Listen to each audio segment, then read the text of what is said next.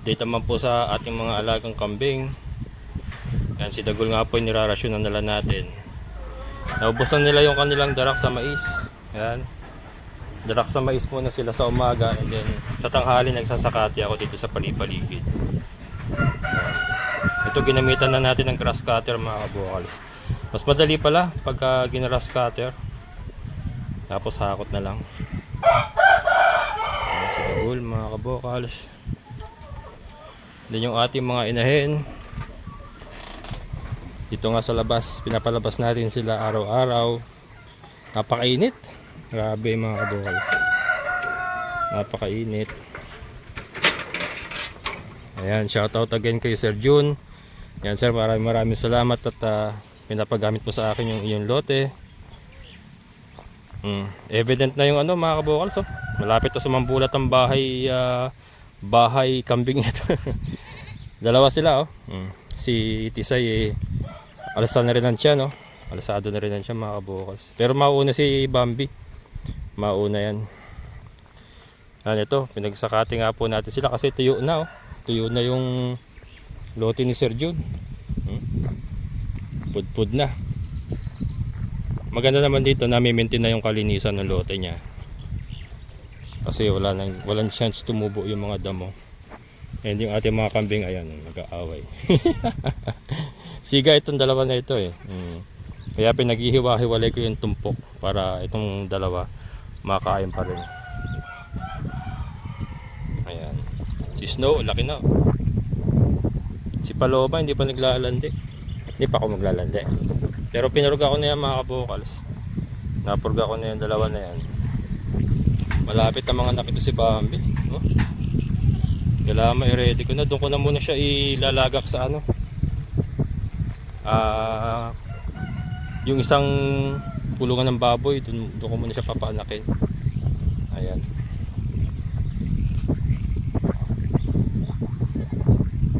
Kailangan pala makapanguha ako ng ano. Ng dayami. Pangsapin sa ano kanya. Malapit na to, na mamaga na yung kanyang ano eh. Chipipay. Medyo alasado na yung kanyang chipipay. Ayan o. Ayan mga kabukas o. So ito pala kailangan nakamonitor ako. Malinis ko pala kailangan yung kulungan ng baboy. Ayan, ito yung mga kambing ni Tata Pabling o. Ang kaibigan natin dyan sa taas. Dami yan. Nakasuga lang yan dito. Dami yan siyang kambing eh. Sinasakay niya yun sa ano niya, sidecar niya. Kasi binababa niya rito. Dito niya pinapasuga. Yung iba nakatali, iba nakakawala lang. Yung maliliit nakakawala lang. Yung mga malalaki nakatali. Ayan. Ayan yung iba. Mga native lang pero dami niyan. Ayan. Ito sa labas, ito pwede pa pala itong ano. Pwede pa pala mag-grass cutter. So, gusto rin niya lang ganyan damo eh. Mag-grass cutter yan. Tapos mahakot. Yung pagkain pa rin. Ang ating goat house oh. Nangingimba po sa taas. Aking bagay din talaga yung may ganito tayong enclosure. Para hindi yung ganyan. Mahirap kasi ganito sistema. Yung katulad nito yan. Mamaya kukunin pa niya yan. Sasakay niya uli sa sidecar niya yung iba. Tapos yung iba susunod. Ayan, kasi ano yan, pag nakuha mo yung leader nila, susunod yan lahat. Ayan. Napakainit. Malapit na ito mga anak si Bambi, mga kabukals. So. Wala, may handa ako na. This time, sigurado to maaalagaan natin na maayos kasi tayo na mismo. Yung huling panganak niya kasi amindado ako napabayaan, nalamigan ng husto yung mga anak kasi nga wala naman ako dito. Sila naning lang ang naiiwan dito. So nalamigan kaya ano rin, nanghina rin yung mga anak niya. Pero this time alagang ano yan, alagang may pagmamahal. Siyempre tayo ang may-ari eh. Iba ang alagaan ng may-ari. Mauna to talaga, mauna sa mambulat ito kaysa dito kay Tisay. Pero magkasunod yan mga kabukals. Parang 2 weeks yata, 2 or 3 weeks lang yata pagitan nila.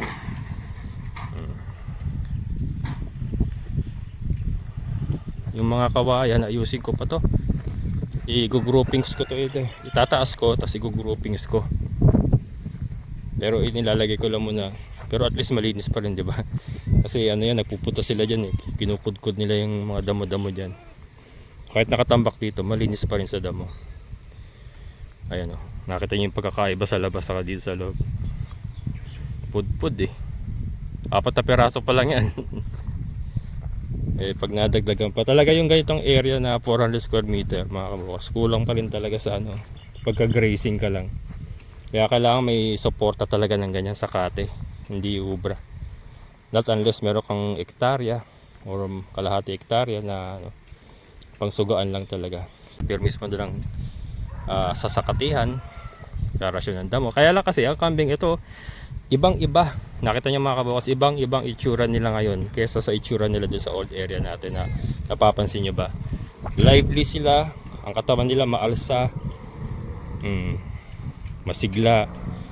Kasi nakakagala silang ganito eh. Nakaka-grace sila, nakaka-exercise, naaarawan, nakakalanghap ng simoy ng hangin. Ayan. Unlike yung sa nakakulong lang permis, diba? Iba talaga, ibang-iba. Kaya importante rin talaga sa pagkakambing yung meron kang kahit ganitong maliit na spasyo lang. Ito, 400 square meter itong pinahiram sa atin ni Sir Jun. Parang ano lang nila, playground lang din nila para yung kanilang ano, overall well-being. O tama ba? Hindi naman ano to, hindi ba human being to. Hindi, yung overall well-being nila maganda, magiging maayos kasi nakakagala sila. Ayan. Na-exercise nila yung kanilang pagkakambing. Kaya si Dagol talaga kasi ang hirap i-handle ni Dagol kaya andun siya.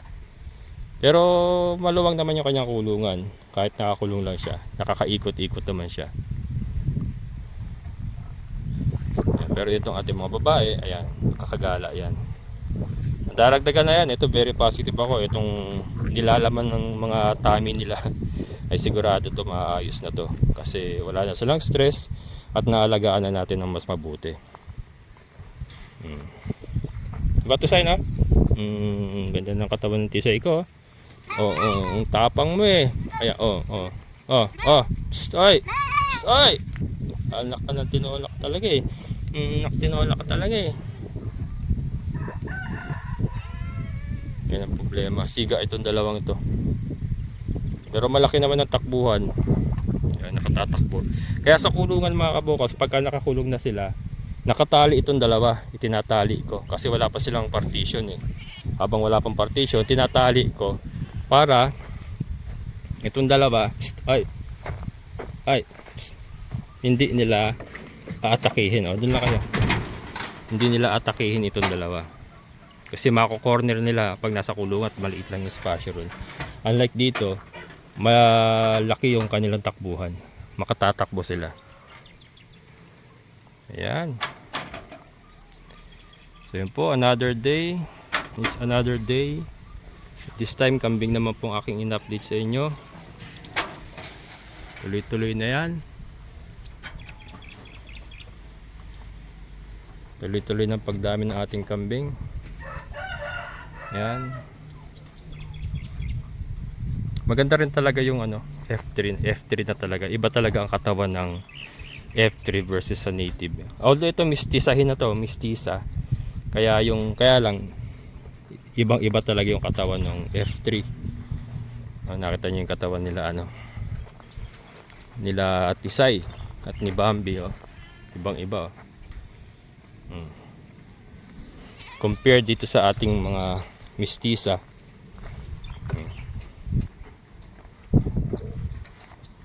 Siguro dito na lang muna tayo mga kabukals. Hindi na muna ako magdadagdag ng mga ganito. Kung ipagpapatuloy na lang natin yung pagpaparami uli ng yung talagang upgraded na. Kaya kasi pag nanganak yan, kung tag-dalawa yan, edi may 4 na kagad ulit tayo upgraded. Siguro barako ang i-upgrade natin kung mag-i-inbreed na kasi galing na kay Dagul yan. Pag marami ng babae na galing kay Dagul, doon na tayo magpapalit ng mas mataas na blood kaysa kay Dagol. Si Dagol po yung F3 lang kasi, Anglo-Nubian Boer. So po pwede tayong magdagdag ng mas mataas na dugo na close to full blood Boer na. Boer kasi mga kabukas ang gusto ko. Kasi hindi naman natin kaya ang dairy.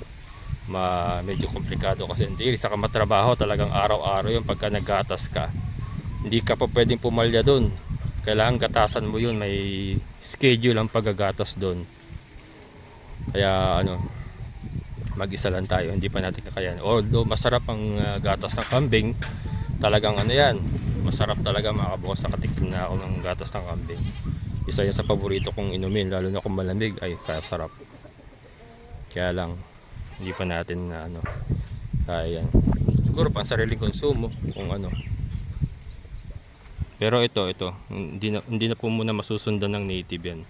Ang ganyan na lang po mo tayo. So ano tayo, balik tayo sa dating course natin na ito, mga upgraded F3 pataas ang ating pararamihin. Ayan. Yan sila. Pero ito na mamamaya busog din naman yung dalawa na yan. Kasi ano yan, magaling manipot niya yung mga ganyan. Mga tuyo-tuyo niya, kinakain pa nila. Saka ano naman yan, nakakain naman ng mga darak sa mais yan na may molasses at asin. So ito yung parang ano na lang nila ito. Snack na lang nila yan.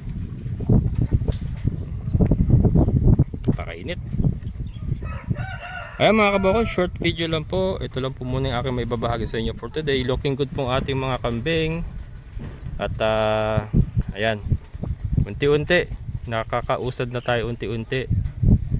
Ayan, wait lang po kayo sa update sa Poso. Ayoko na po muna ipakita, pero ongoing pa po ang problema. Pero yan, i-update ko na lang po kayo sa tamang panahon. Sabi nga ni Lola Diodora, sa tamang panahon. Ayan. Yan, maraming salamat mga kabokals. Amazing na buhay.